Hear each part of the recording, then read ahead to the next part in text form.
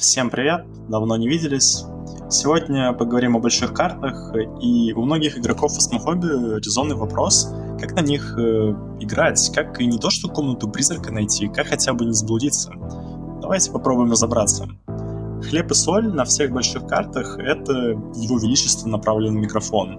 Большой ликбез, как он вообще работает.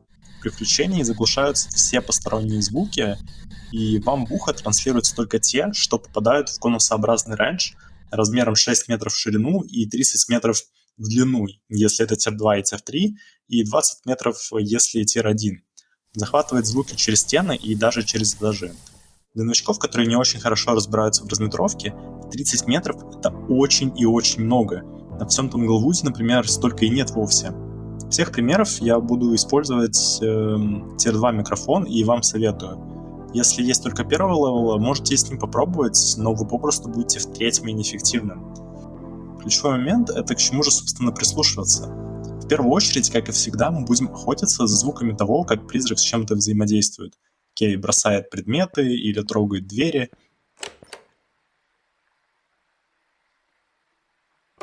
И за паранормальными звуками, уникальными при использовании исключительно направленного микрофона.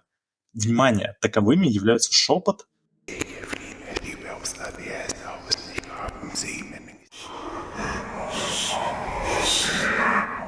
шаги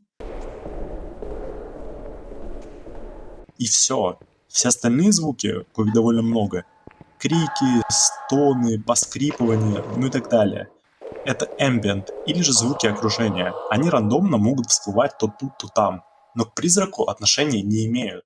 Следовательно, наша главная задача — это поймать нужный звук. Но когда вы это сделаете, работа еще не закончилась. Вы сильно сузите тем самым область поиска, вплоть до 3-4 комнат или всего какой-то одной зоны. Дальше уже проверяйте каждую комнату из попавших в радиус более тщательно. В основном речь идет о проверке по температуре. Логично из всего этого следует, что понимание границ комнат и вообще, что ими является, а что нет, сильно облегчит вам расследование. Моя рекомендация — пользуйтесь интерактивными сервисами, такими как Phasmophobia Matrix или аналогичными ресурсами, чтобы различать сегменты карты. С нежилыми площадями немного сложнее, но один общий для всех больших карт момент — это то, что вот эти все длиннющие коридоры местом обитания призрака быть не могут. Но есть исключения, и я о них расскажу в процессе. Собственно, основная цель видоса в целом — показать на примерах, как оптимальнее всего передвигаться по большим мапам, чтобы как можно быстрее включить свет, не потратить много рассудка и отыскать призрака до того, как вы попадете в зону охоты.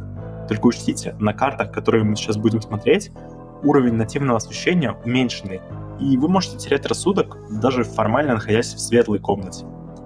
Что ж, теперь непосредственно к разборам. В начале каждого из них я буду показывать карту и основные особенности ее планировки. Начнем со школы, она самая простая, как мне кажется.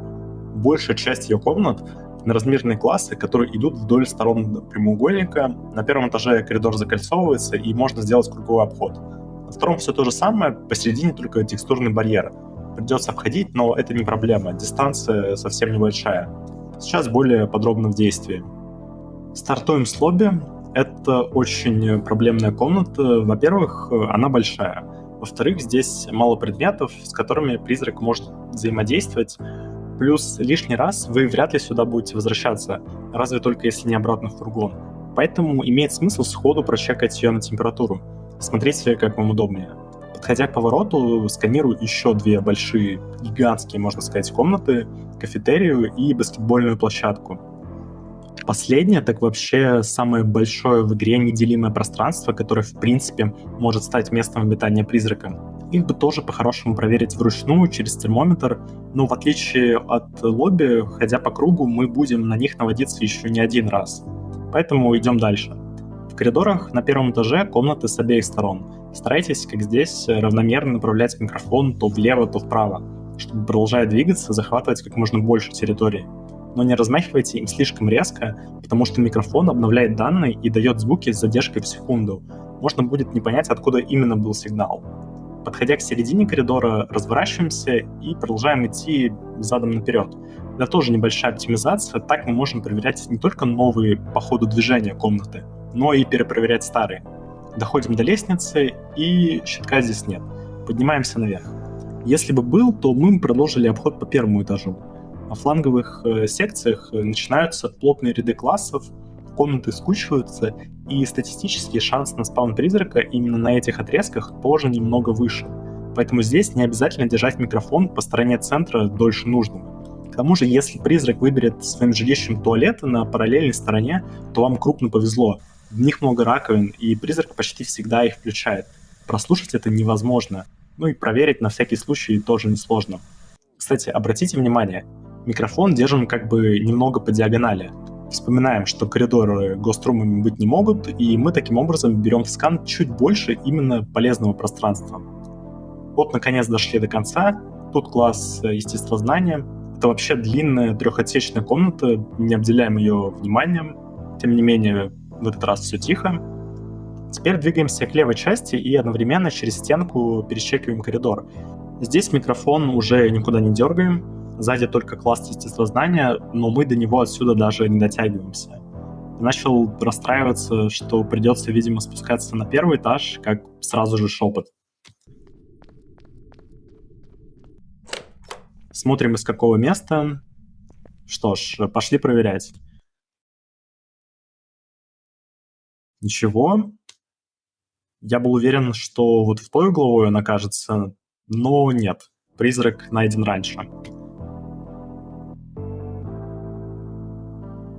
Почти всю карту раз или больше мы прощупали микрофоном. Незадетыми остались только задние комнаты естествознания на первом этаже и относительно первый этаж справа. В общем, это все хорошо, но что по рассудку? Я же бегал в темноте все это время. Посчитаем последующие таблички, заодно покажу, как ей пользоваться. Времени подготовки не было, технически карта считается средней, соответственно, берем множитель отсюда. Вот оригинальный футаж, призрака нашел где-то на 3.15. Следовательно, 195 умножаем на 8 сотых, умножаем на 2, текущий множитель сложности, и делим на 2. Поскольку указанные значения для соло-заходов половинятся. Получается по итогу всего 15%. На включить свет и расставить эквип времени выше крыши. Отлично. Далее по списку Sunny Meadows. Что мы тут имеем? Тоже ничего сложного. 2 этажа. Влево и вправо расходятся такие вот коридорные отростки. На первом этаже посередине еще квадрат, коробка в простонародье, как угодно. Давайте сразу смотреть на деле. Заходим в лечебницу и почти сразу обнаруживаем щиток.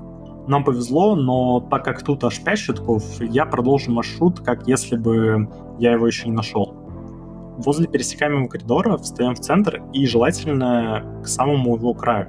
Это очень важно, ведь так мы сканируем не только боковые секции, но и дотягиваемся за раз и до дальних комнат коробки.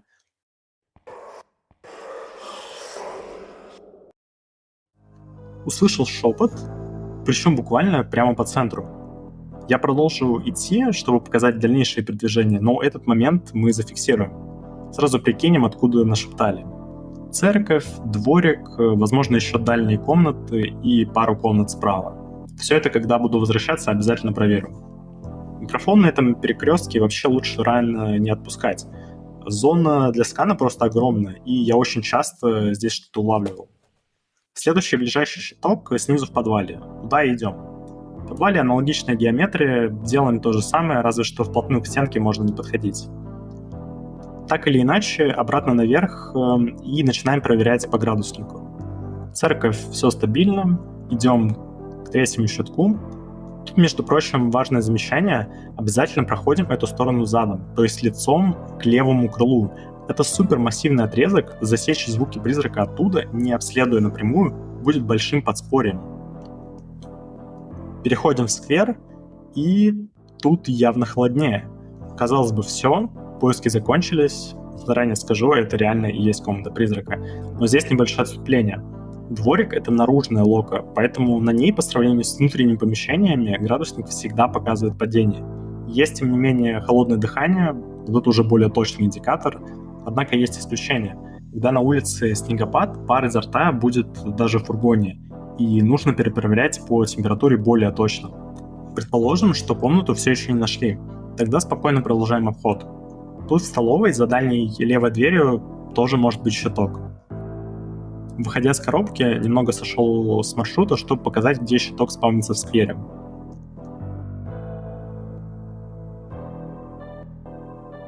Когда заворачиваем вправо, снова идем бэком и не выпускаем недавно пройденную часть коробки. Здесь бы свет в коридоре включить, я вообще на этом ранее немного забыл про него. Спускаемся вниз и просто идем вперед. Так защищаем весь подвал, ничего особенного здесь не добавишь. Единственное, следите за тем, чтобы держать микро на уровне обзора и случайно не задевать верхний этаж. На втором этаже тоже все легко, никуда не дергаемся и потихоньку приближаемся к выходу. На все про все ушло минут 10.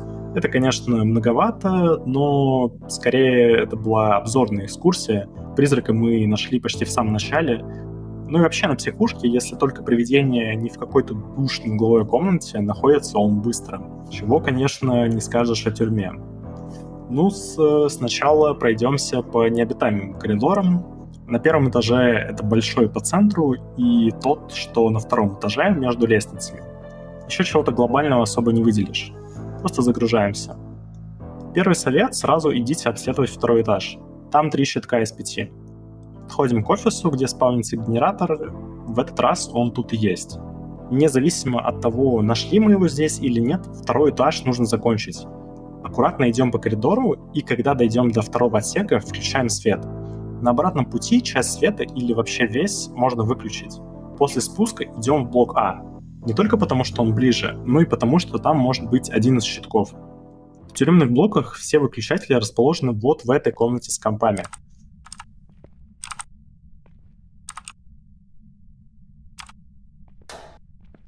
Отсюда же слышим шум и подергивание железной двери. Вариантов откуда всего немного.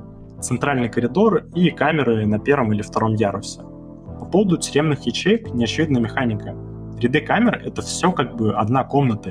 И если, как в этом случае, температура падает хотя бы в одной из тюряжек, то она будет падать и в соседней, и через соседнюю.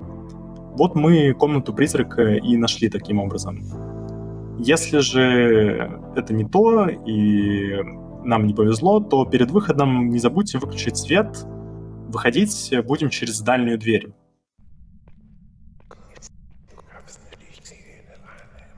На прощание еще и шепот поймал.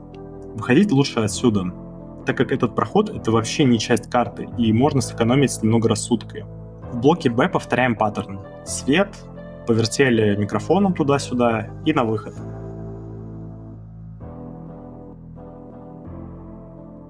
Но уже через центральный коридор. Последняя крупная секция, которую еще не успели тщательно обследовать, это комнаты возле входа.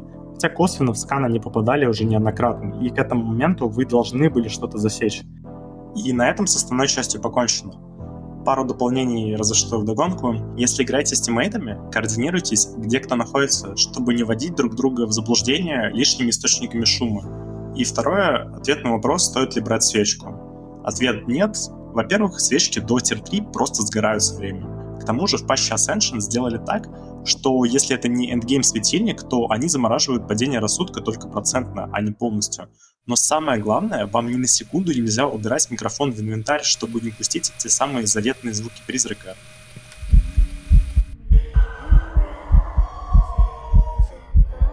Еще бы большой лагерь обозреть. В теории он равнозначен школе и тюрьме. На деле, конечно, гораздо легче, поэтому опустим, пожалуй. Тем более видос и без того длинным получился. Но справедливости ради, тема и вправду мало освещенная.